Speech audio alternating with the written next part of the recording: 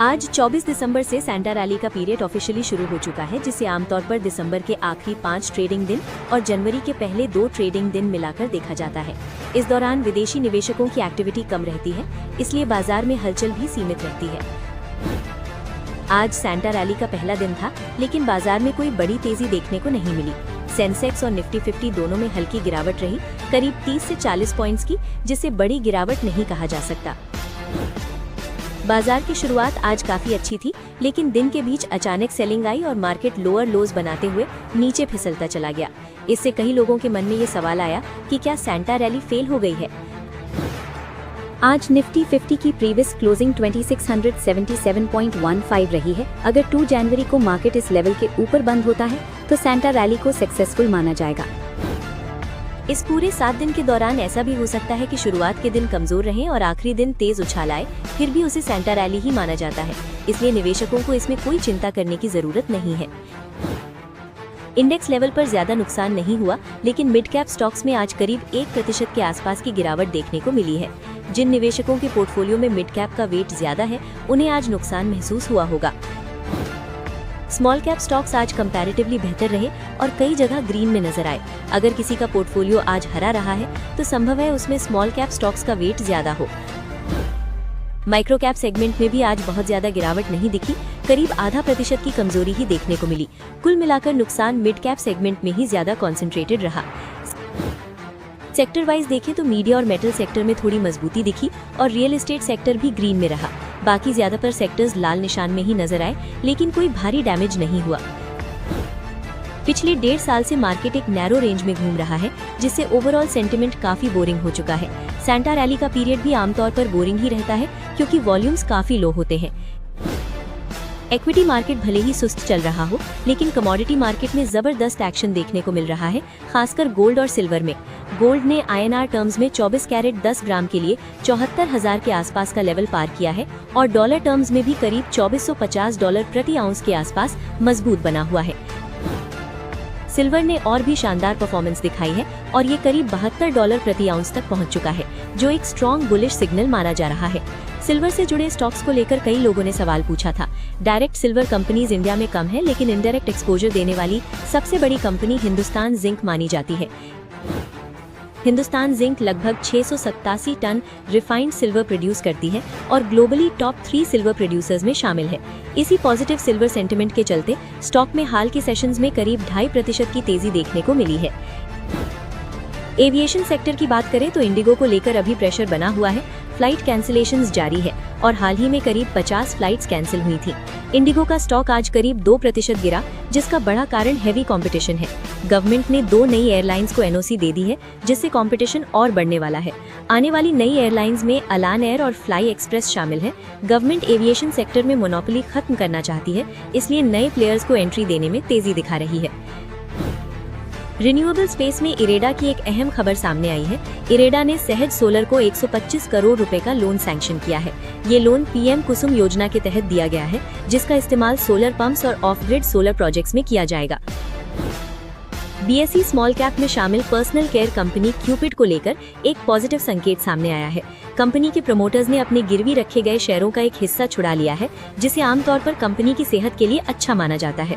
Exchange filing के मुताबिक 23 दिसंबर तक प्रमोटर्स की प्लेज्ड होल्डिंग घटकर 20% रह गई है, जबकि 30 सितंबर को ये 36.13% थी। इसका मतलब है कि प्रमोटर्स पर अब पहले के मुकाबले कम वित्तीय दबाव है। स्टॉक परफॉर्मेंस देखें तो बुधवार को क्यूपिड का शेयर करीब 1% गिरकर 473 रुपए के आसपास बंद हुआ। हालांकि 1 साल पहले यही शेयर 80 रुपए से नीचे था, यानी 1 साल में ये 6 गुना से ज्यादा बढ़ चुका है। मार्केट में अब ट्रेडर्स की नजर कुछ चुनिंदा स्टॉक्स पर टिकी हुई है, जिनमें वोल्टास और कैनरा बैंक का नाम सबसे ज्यादा चर्चा में है। दोनों में अलग अलग तरह की ट्रेडिंग एक्टिविटी देखने को मिल रही है। वोल्टास में डीलर्स BTST यानी buy today sell tomorrow strategy की सलाह दे रहे हैं। इसका मतलब है कि शॉर्ट टर्म ट्रेडर्स इसमें अगले सेशन तक क्विक मूव की उम्मीद कर रहे हैं। मार्केट से मिल रहे संकेत बताते हैं कि वोल्टास में HNI यानी हाई नेटवर्थ इन्वेस्टर्स की बाइंग दिखी है। जब HNIs एक्टिव होते हैं तो शॉर्ट टर्म वॉल्यूम और वॉलेटिलिटी दोनों बढ़ जाती हैं। दूसरी तरफ कैनरा बैंक में डीलर्स को ज्यादा स्टेबल स्ट्रेंथ दिख रही है। स्टॉक में डोमेस्टिक इंस्टीट्यूशनल फंड्स की बाइंग देखने को मिली है, जो पोजिशनल ट्रेड्स के लिए भरोसे का संकेत मानी जाती है। डीलर्स के मुताबिक कैनरा बैंक में 155 से 160 रुपए का पोजिशनल टारगेट देखा जा रहा है, यानी ये सिर्फ इंट्राडे नहीं बल्कि कुछ समय होल्ड करने वालों के लिए भी मौका दे सकता है। आईपी इंडस्ट्रीज के शेयरों में बुधवार को अचानक तेज हलचल देखने को मिली। स्टॉक इंट्राडे में 7% से ज्यादा उछला, जिसकी वजह एक बड़ी ब्लॉक डील रही। इस ब्लॉक डील में करीब 3.7 करोड़ शेयर यानी कंपनी की लगभग 26% हिस्सेदारी एक साथ ट्रेड हुई। इतना बड़ा सौदा ओनरशिप स्ट्रक्चर में बदलाव की ओर इशारा करता है।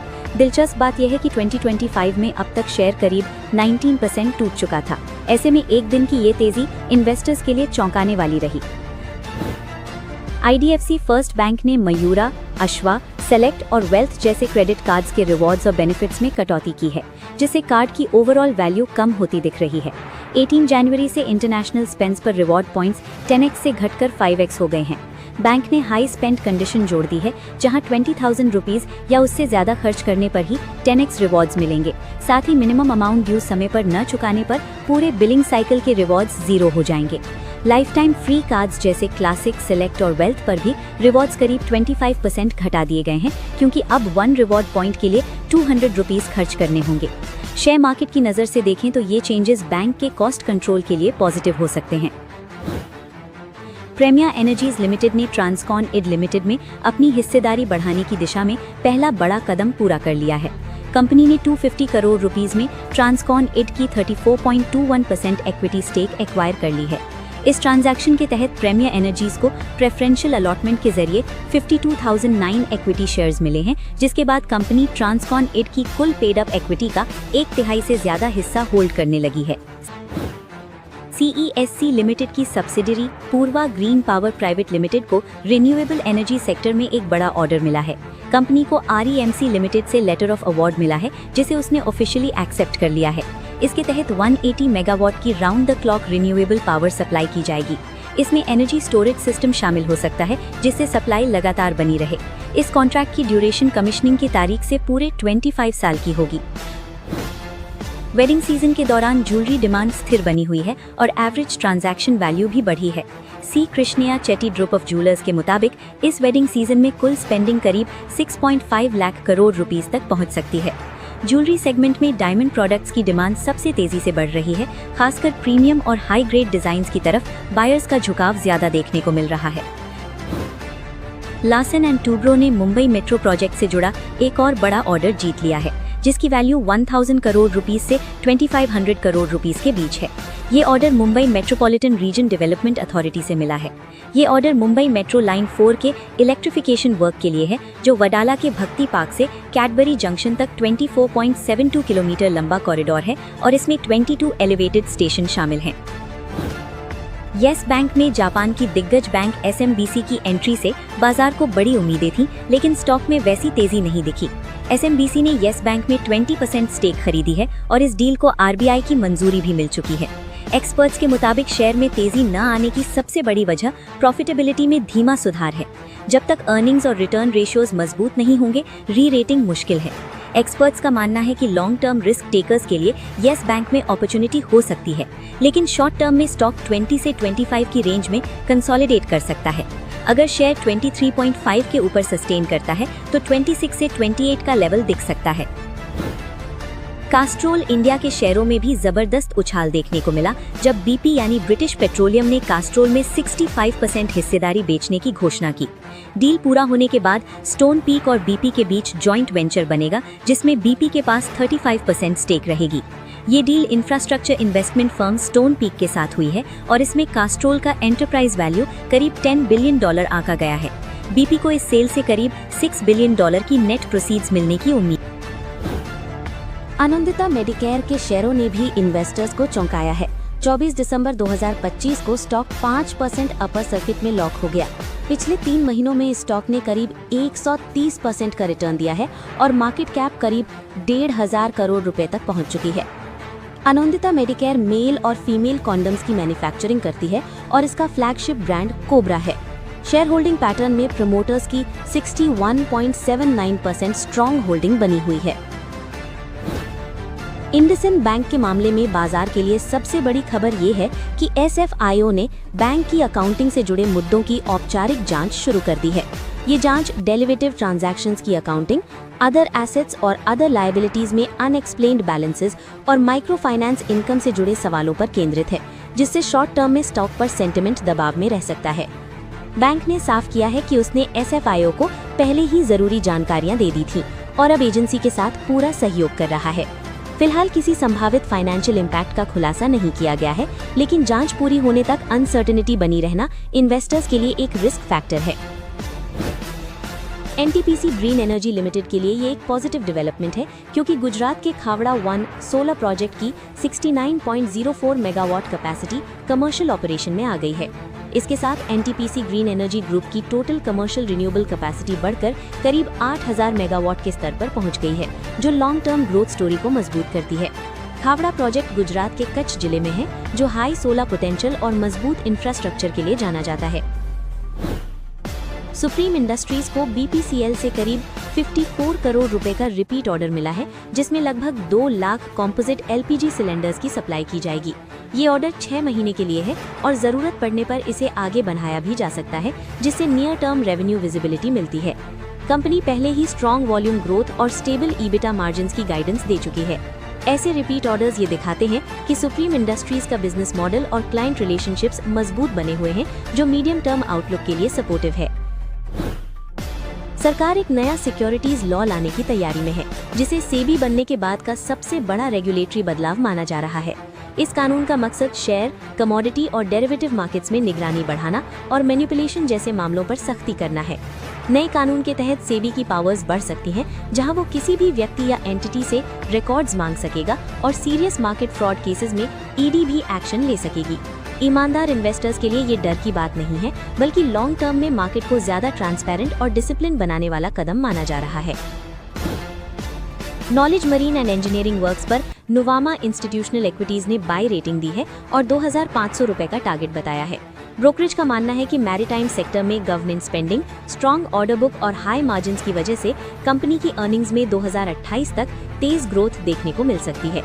कंपनी का ऑर्डर बुक 2025 एस्टिमेटेड रेवेन्यू के मुकाबले कई गुना है और ड्रेजिंग, शिप बिल्डिंग और ग्रीन टक जैसे सेगमेंट्स में डाइवर्सिफिकेशन इसे लॉन्ग टर्म कंपेटिटिव एडवांटेज देता है। नुवामा इंस्टीट्यूशनल इक्विटीज ने 4 स्टॉक्स पर बाय व्यू दिया है, जिनमें F space solutions, vintage coffee and beverages, fed bank financial services और OBS परफेक्शन शामिल हैं। ब्रोकरेज ने इन स्टॉक्स में 31% से लेके 53% तक का अपसाइड पोटेंशियल बताया है, जो मीडियम टर्म इन्वेस्टर्स के लिए इंटरेस्टिंग बनाता है। मोतीलाल ओसवाल की तरफ से भी 3 स्टॉक्स को पसंद किया गया है, जिनमें चोलामंडलम इन्वेस्टमेंट, हीरो मोटोकॉर्प और कजारिया सिरामिक्स शामिल हैं। ब्रोकरेज ने इन स्टॉक्स पर 18 से 19% तक का अपसाइड पोटेंशियल बताया है, जो लार्ज और क्वालिटी नेम्स में कॉन्फिडेंस दिखाता है। शक्ति पंप्स पर लगातार पॉजिटिव न्यूज फ्लो बना हुआ है, क्योंकि कंपनी को बैक टू बैक ऑर्डर्स मिल रहे हैं, जिनमें ताज़ा ऑर्डर करीब 65 करोड़ रुपए का है। शेयर चार्ट में ब्रेकआउट स्ट्रक्चर दिख रहा है और स्टॉक 750 से 780 रुपए जोन के ऊपर निकलते ही तेज मूव दिखा सकता है। क्रोम्पटन पर भी ऑर्डर न्यूज आई है, जहां कंपनी को लगभग 46.20 करोड़ रुपए का नया ऑर्डर मिला है। हालांकि पिछले क्वार्टर में मार्जिन प्रेशर की वजह से प्रॉफिट में गिरावट आई थी, लेकिन ऑर्डर इनफ्लो आने से शॉर्ट टर्म सेंटिमेंट में सुधार की उम्मीद की जा सकती है। जीके एनर्जी में स्ट्रॉन्ग इंट्राडे मूव देखने को मिला, क्योंकि कंपनी को PM कुसुम स्कीम के तहत करीब 254 करोड़ रुपए का बड़ा ऑर्डर मिला है। रेवेन्यू और प्रॉफिट ग्रोथ काफी स्ट्रॉन्ग रही है, जिससे ये रिन्यूएबल स्पेस का एक मोमेंटम स्टॉक बनकर उभर सकता है।